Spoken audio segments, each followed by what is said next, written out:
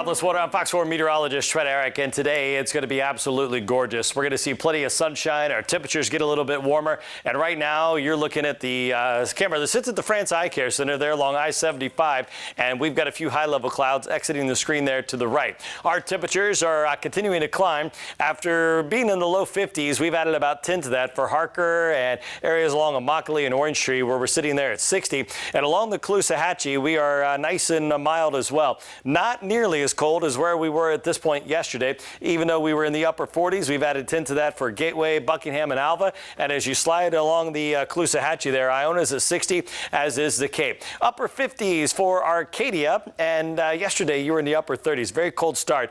The temperatures are much more mild here this morning, although it's still chilly outside. I get it. You're going to need a jacket, but this afternoon with the sunshine and warming temperatures, hopefully you'll be able to shed that for just a little bit. Little bit of rain showing up on the radar there south of Panama City, and we will watch a cold front slowly start to move in our direction tomorrow. Today, though, if you watch closely, little streaks of dark gray showing up on the computer modeling. That's the high-level clouds that are going to be scooting across here today. Otherwise, we have to wait for tomorrow, and we're talking about late to pick up a little cloud cover. That's getting closer to sunset, and that's that front that's going to push through. And by the time you wake up on Saturday, we're barely going to notice it. I'll show you the subtle drop in temperatures in just a moment, but I want to show you the increase right now. We're up some 6 to 7 degrees there between Arcadia, Port Charlotte, and Naples.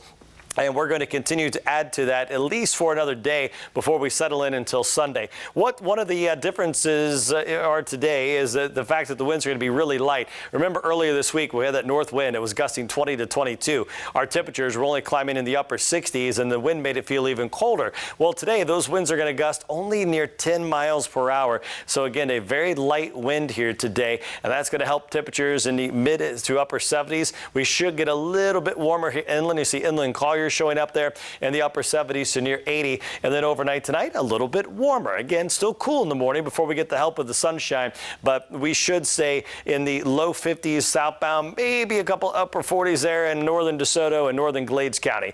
The really Arctic air we've been tracking the last couple of days is making its impact there in the upper Midwest, and that's behind a fast-moving low that's been bringing some snow to New England. And you can see a little lake effect snow also happening there in the Midwest. All the heavy rain with this frontal boundary is beginning to fizzle out south of New Orleans. So as that Arctic air kind of pulls on off here, we're going to see just enough of a dip here to get one front through tomorrow.